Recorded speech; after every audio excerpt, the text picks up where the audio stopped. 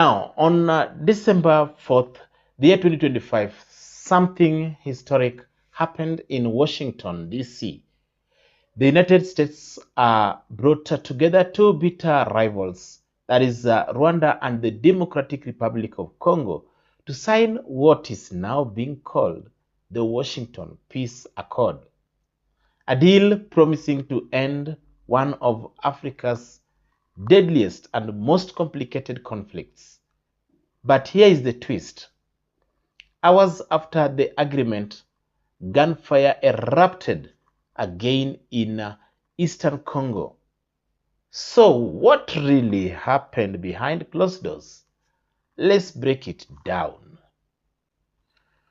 In a high-profile ceremony attended by US President Donald Trump, President Félix Tshisekedi of the DRC, and President Paul Kagame of Rwanda, cameras flashed, hands were shaken, and the world was told, peace is here.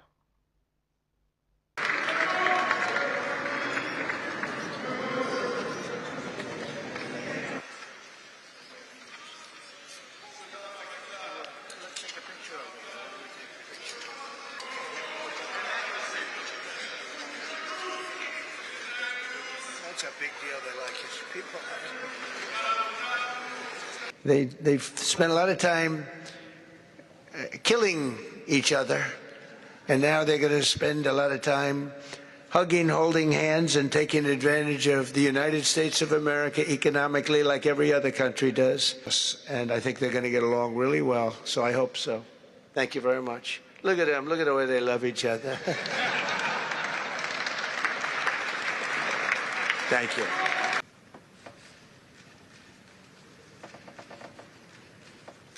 Thank you, everybody. Thank you. Thank you. So the agreement promised three big things: a ceasefire, disarmament of rebel groups like M23 and FDLR, and thirdly, a massive economic partnership led by the United States. So what does the USA really want in all this situation? Let's be honest. This deal isn't just about peace, man. It's about minerals, cobalt, copper, lithium, the critical metals that power electric cars, smartphones, and military technology. And the DRC has some of the richest deposits on Earth. The US wants stable access. Rwanda wants regional influence. Congo wants investment and security. This deal tied peace to big money and mining rights, something that has never been done so openly before. But while the leaders were smiling in Washington, reality in eastern Congo didn't change. Reports show that fighting between the Congolese army and M23 rebels continued almost immediately after the ceremony. So, if the ink is still fresh, why is the war still going on? Come on. So, who are the real spoilers in this whole situation? M23, the most powerful rebel group in the region, is not a signatory to the Washington deal. They were not in the room. They didn't shake hands, and they have their own demands. Without M23's buy-in or without a plan to neutralize them, any peace agreement is built on sand.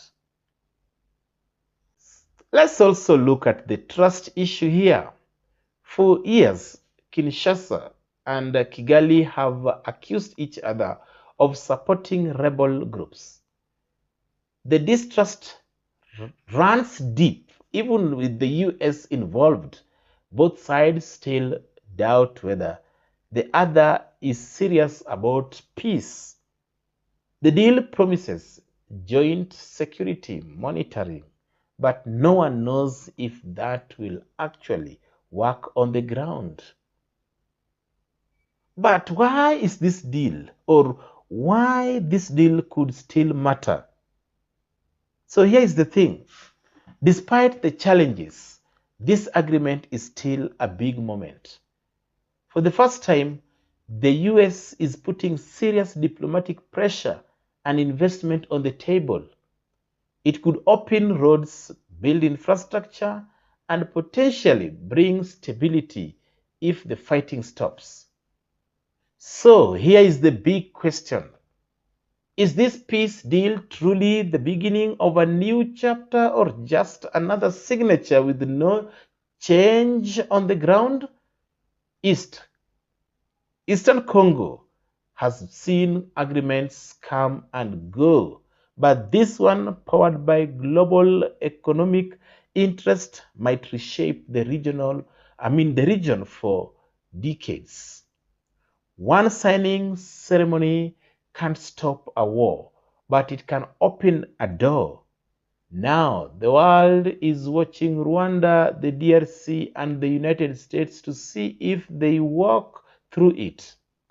If you want more deep dives like this, hit the like button, subscribe, and tell me in the comment section if you think this peace deal will hold.